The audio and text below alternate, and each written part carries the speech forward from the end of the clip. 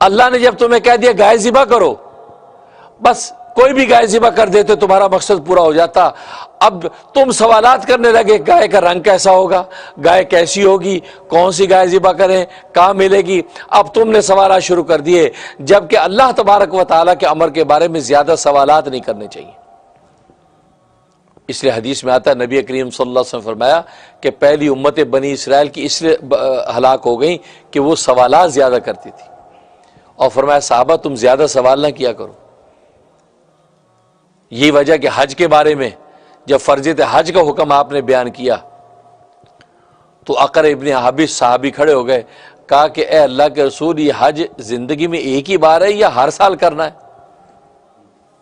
آپ خاموش ہو گئے، خاموش۔ اس نے پھر سوال دہرایا، آپ خاموش رہے، وہ بھی چپ ہو کے بیٹھ گئے۔ پھر آپ نے سر اٹھایا، فرمایا کہ اگر میں کہہ دیتا کہ ہر سال فرض ہے تو پھر قیامت تک ہر سال حج فرض ہو جاتا، اور تم کر نہ سکتے۔ ہر سال حج کر سکتا کوئی؟ ساری انسانیت، ساری مسلمان ہر سال حج کے لیے جاتے۔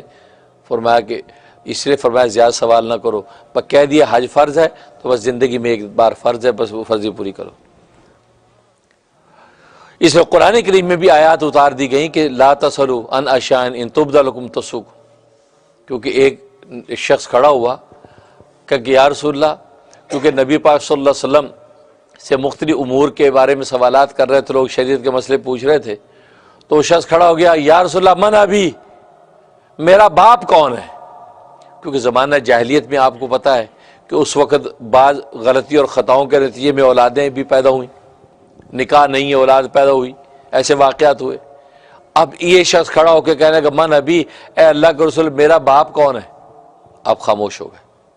پھر پوچھنا کہ من ابی، میرا باپ کون ہے؟ آپ خاموش، آپ نے جواب نہیں دیا۔ اب عقل کی بات یہ تھی چپ ہو جاتا، بار بار سوال نہ کرتا۔ پھر سوال کیا من ابی، میرا باپ کون ہے؟ تو آپ نے فرمایا فلاں بن فلاں تیرا باپ ہے۔ جو اس کا اصل باپ جو معروف تھا وہ نہیں، دوسرے کا نام لیا کہ فلاں بن فلاں تیرا باپ۔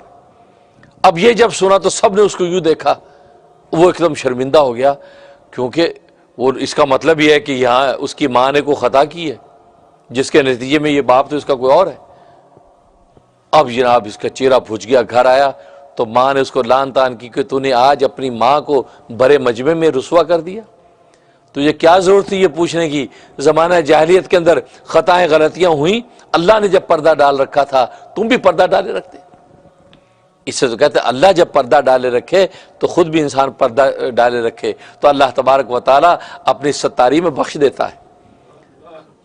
اس لیے گناہ کے اظہار کو منع کیا ہے، ہر ایک کو گناہ نہ بتاتے پھرو یہ گناہ ہو گیا وہ، کیوں کہ آپ اپنے گواہ اکٹھے کر رہے ہیں، 10-20 گواہ بنا لیا آپ نے، یہ 10-20 گواہ کر روز قیامت گواہی دیں گے کہ ہاں جی اس نے اقرار کیا تھا، کہتا تھا میں نے یہ کیا۔ نہیں، اگر نہیں کسی کو پتا تو خدا سے توبہ معافی کر کے ستاری کا پردہ جو ہے اس کو قائم رہنے دو۔ اللہ تبارک و تعالیٰ نے جیسے یہاں پردہ رکھا آخرت میں بھی پردہ رکھیں گے۔